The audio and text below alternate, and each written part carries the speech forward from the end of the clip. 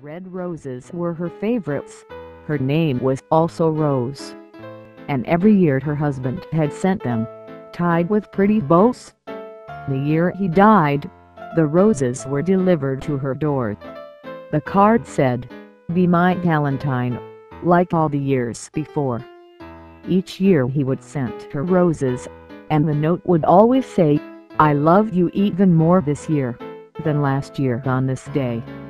My love for you will always grow with every passing year." She knew this was the last time that the roses would appear. She thought he would order roses in advance before this day. Her husband could not have known that he would pass away. He always liked to do things early, way before the time.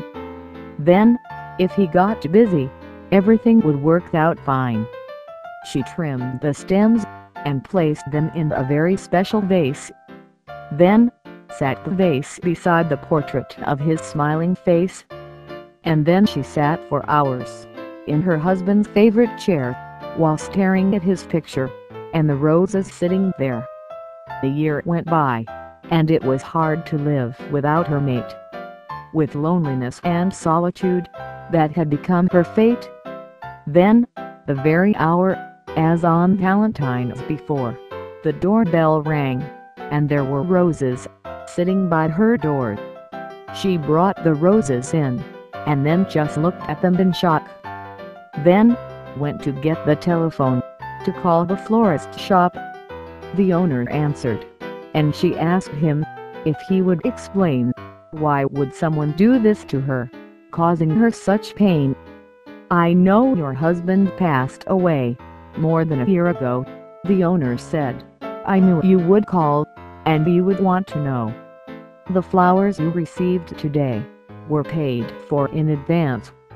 Your husband always planned ahead. He left nothing to chance. There is a standing order that I have on file down here, and he is paid well in advance. You will get them every year. There also is another thing that I think you should know." He wrote a special little card he did this years ago. "Then, should ever I find out that he's no longer here, that's the card that should be sent to you the following year." She thanked him and hung up the phone, her tears now flowing hard, her fingers shaking, as she slowly reached to get the card. Inside the card, she saw that he had written her a note. Then, as she stared in total silence, this is what he wrote: "Hello, my love. I know it's been a year since I have been gone. I hope it has not been too hard for you to overcome. I know it must be lonely, and the pain is very real. For if it was the other way, I know how I would feel. The love we shared made everything so beautiful in life. I loved you more than words can say. You were the perfect wife. You were my friend and lover. You fulfilled my every need. I know it's only been a year, but please try not to grieve. I want you to be happy, even when you shed your tears. That is why the roses will be sent to you for years. When you get these roses, think of all the happiness that we had together, and how both of us were blessed.